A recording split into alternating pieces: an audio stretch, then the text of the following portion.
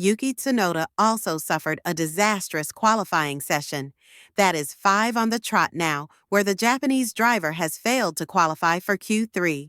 And with every round that passes, Yuki faces mounting pressure. Set against the background of both Racing Bulls qualifying out of Q1 and growing hype around Red Bull's next possible superstar, Liam Lawson, this looks like bad omens for Tsunoda's 2025 season. Are we to witness yet another driver switch? And if so, is it the end for Yuki Tsunoda in F1? The Red Bull scenario is becoming as plain as the nose on our face. Tsunoda's performance, especially in qualifying, is downright unacceptable. Yes, okay, we realize that the car has been extremely difficult to handle.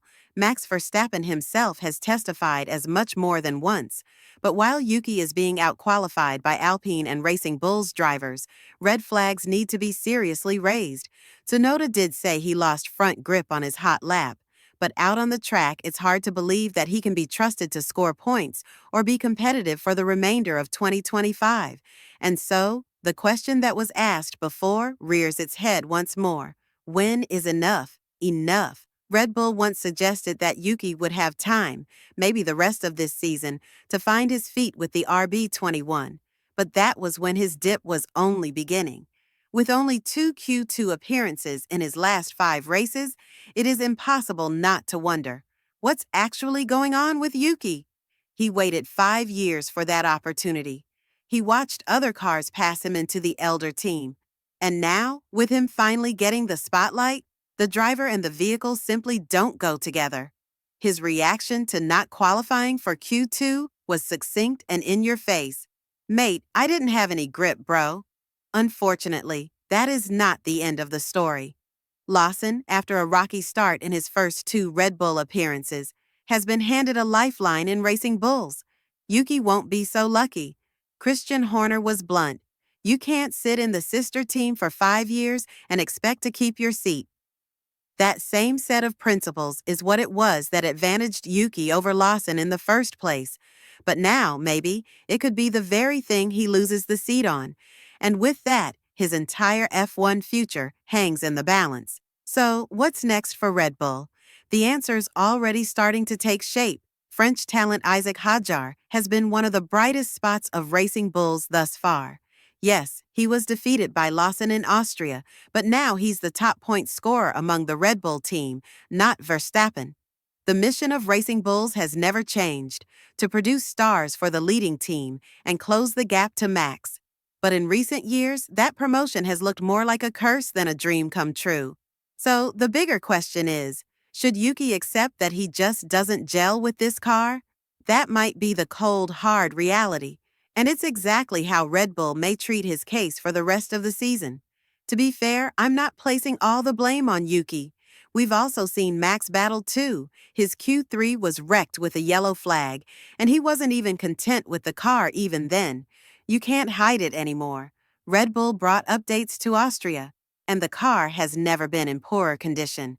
At least, if we're to believe Max's icy honesty. Yeah, the car is completely undrivable. I have 0 grip. It's even worse than last time. I don't know what to do. I have no grip at low speed, medium speed, or high speed. And that's where the future is a pressing concern. If you're a Yuki Tsunoda fan, it might be time to start shopping elsewhere. Because deep down, you know it. His clock is ticking at Red Bull. Again, I don't think he's entirely to blame. The car has been a disaster. The upgrades were a step back. But to crash out in Q1 is only serving to reinforce something Sergio Perez has been attempting to remind us of the entire time. At the end of the day, Perez could have been the best teammate Max ever had, and quite frankly, it's not even close. It all points towards one of 2 scenarios. Either the Red Bull pool of talent isn't quite up to it, or Max Verstappen is doing it on a completely different level in terms of bottling this utterly unpredictable substance. Either way, it's not likely Tsunoda survives the end of the season, especially with the summer break looming and Helmut Marko already singing the praises of Isaac Hadjar. The Frenchman is now the leader to replace Yuki if it does come down to it. But will this be a promotion for Isaac? We've seen how Tsunoda adapted to the car, and we've seen what that Lawson made it to Q3 in Austria, and even scored 4 points in Monaco as a Racing Bulls driver. From this point of view, I highly doubt that Hajar would find himself in a much better position next to Max. But it's the inevitable development of events that's bringing this fate upon Isaac when asked about this potential swap of seats with Tsunoda. Hajar said it loud and clear, "I'm not ready. But I will accept it if it comes my way, and you'd understand why he has that attitude. Weakness is not something that you need to be showing, now that the competition is higher than ever. But if you listen to what his team principal Lauren Mekas had to say regarding this promotion, you'd understand that Hajar is all but safe in Red Bull.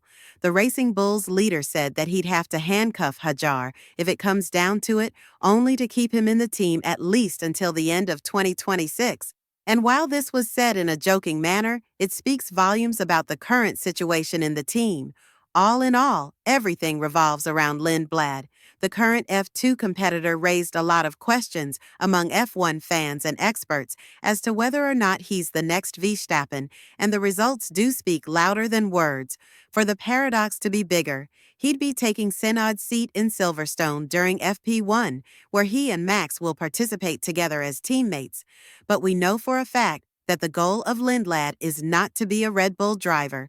Immediately, quite the contrary.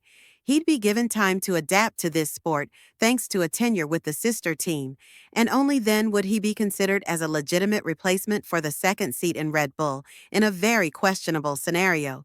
Verstappen might leave Red Bull and the situation with the drivers will be much easier to solve, but it won't be something that the Austrian team will beg to happen. According to her, it's way too early to discuss any promotion of Lindblad to Red Bull, even though the plans of the team are quite clear, with the Brit-Swedish-Indian driver elaborating further on this. The team principal of Red Bull said, "Avit Lindblad is at the very beginning of his journey in Formula One, having been granted that license. First of all, Max receiving a ban. It is a situation that we want to desperately try and avoid, and should it come to it, we've got enough drivers to draw upon from the pool of Red Bull drivers. And in this entire situation, we need to give credit where credit is due. Liam Lawson, the Kiwi driver, has been put under a lot of pressure in the past couple of months for his performance, only for him to come to Austria and be the highest qualified driver for the race from Red Bull's camp. Yes, I know what you're going to say. Verstappen was unlucky with the yellow flag, but at the end of the day, that's part of the session as well. Every driver knows that these things can happen, and sometimes you win from them, and sometimes you lose. Lawson is now putting a very good case up for himself to remain in Racing Bulls, which might prompt Red Bull to think in another direction, promote Hajar, kick Tsunoda out of the team, and give Lindblad an opportunity to compete next to Lawson. This could happen as early as in the second half of 2025, after the summer break. But from this point of view, it's a very questionable period for Tsunoda. He's the one who's living the hell of driving the second Red Bull car, and while he was praised by Horner for having the worst role in the sport, Max's teammate that doesn't help when the results are being sought from the car. In this cruel world, the strong eat the weak, and even though we thought Tsunoda had more in him, we might have fooled ourselves. We can blame the team for sabotaging the car, and we can blame the engineers for not knowing how to develop it properly. But one thing is for sure, Tsunoda is far from the level he desired to be, now that he's committing mistakes way too frequently. He's losing self-confidence, and he cannot be trusted to be up there on level with Max, or at least in the third 10th interval that was talked about when he was promoted. Be that as it may, the question that we're going to see being answered sooner rather than later is what will Senyo's poor stint with Red Bull result in? And more importantly, are we going to see a swap of drivers before 2026? With all of this in mind, what's your take on the entire situation? And do you think the Tsunoda doesn't deserve to be a Red Bull driver anymore?